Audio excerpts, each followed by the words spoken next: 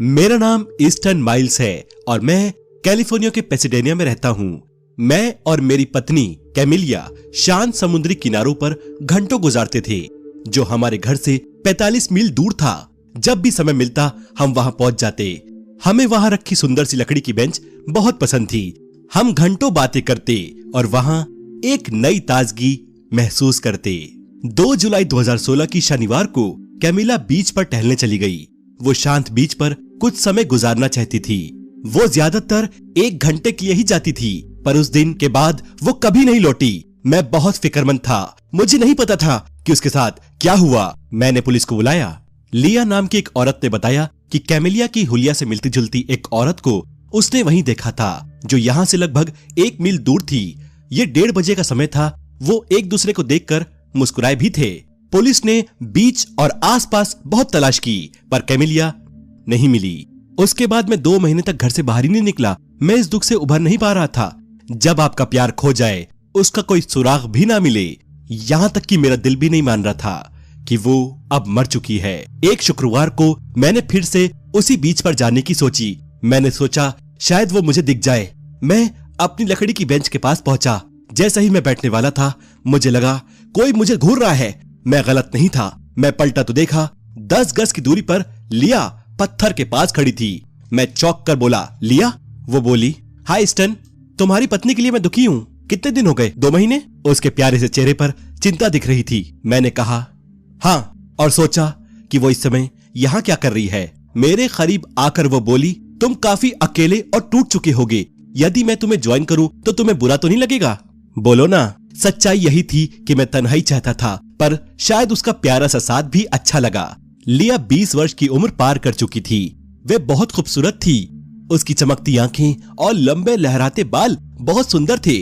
जरूर, मैं बोला, पर मैं शांति बैठना पसंद करूंगा अगर तुम्हें बुरा ना लगे। मैं तुम्हारी बात को बहुत अच्छे से समझ सकती हूँ ईस्टर्न। ये कहकर वो मेरे बराबर में बैठ गई।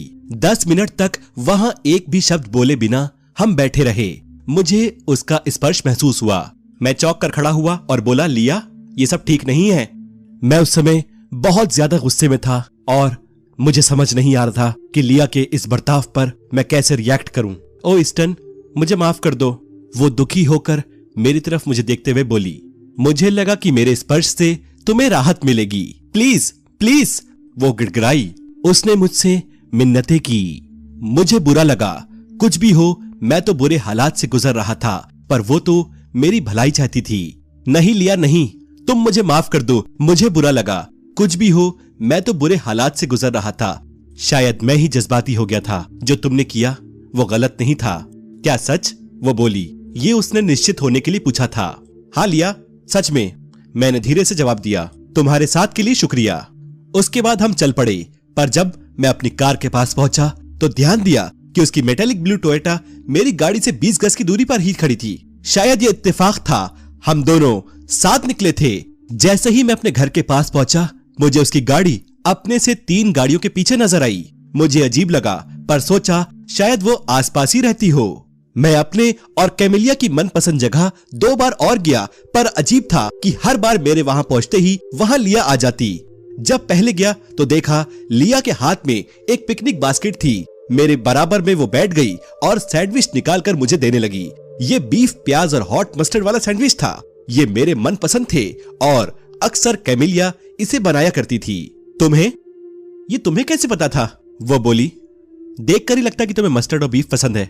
महीनों से मैंने ढंग से खाना नहीं खाया था, इसलिए मैं 2 और सैंडविच खा गया। इस पूरे समय उसने मेरा हाथ पकड़ कर रखा और अपना सिर मेरे कंधे पर टिकाए रखा। मैं काफी असहज था, पर उसका दिल दुखाना नहीं चाहता था। 1 हफ्ते के बाद मैं उसी पुरानी लकड़ी के बेंच के पास पहुंचा। इस बार जब मैं वहां पहुंचा तो मुझे लिया की कार नहीं दिखी, पर वो बेंच पर लेटी हुई थी। उसकी सफेद सुंदर स्कर्ट हवा से ऊपर खिसक गई थी। सब कुछ इतना खुला था जितना मैं देख सकूं। शायद वो सो रही थी। मैं उसका नाम पुकार कर दूर खड़ा हो गया। वो उठते हुए बोली, ओ ईस्टर्न। उसने चौंकने का नाटक किया। मैं तो सो ही गई थी। हाय लिया, मैंने कहा। वो मादक नजरों से मुझे घूर रही थी। क्या तुमने कभी?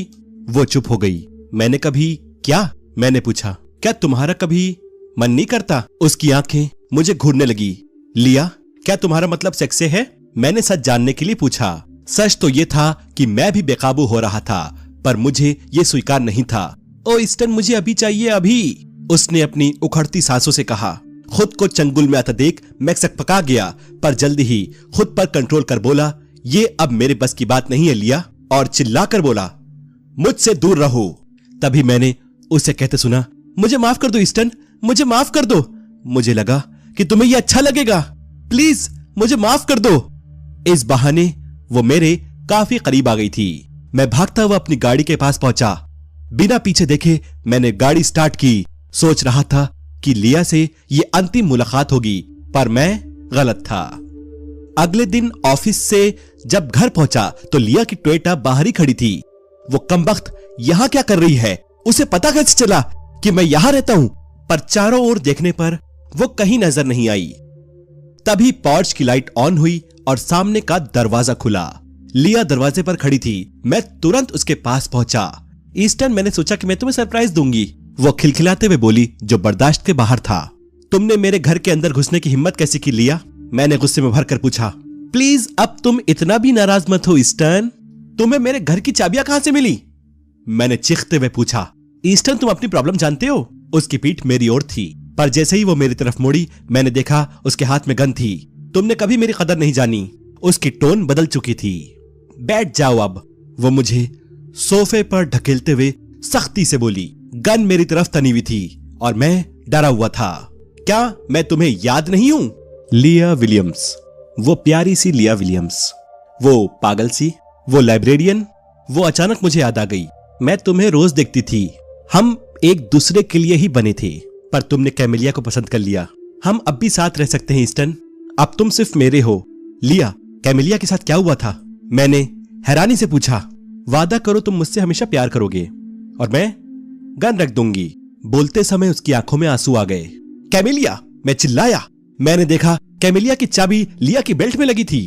वो जुनून में आकर लड़खड़ाती आवाज में बोली, मैंने उसे पाम ट्री के पास दफना दिया है।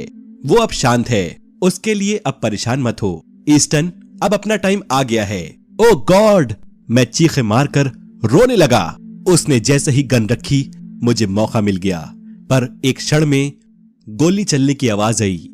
उसने खुद को मुंह में गोली मार ली थी। हर तरफ खून ही खून था। मुझे पुलिस बुलाना याद नहीं रहा, लेकिन वो आ गई। 2 दिनों के बाद कैमिलिया का शरीर सड़ी हुई अवस्था में मिल गया।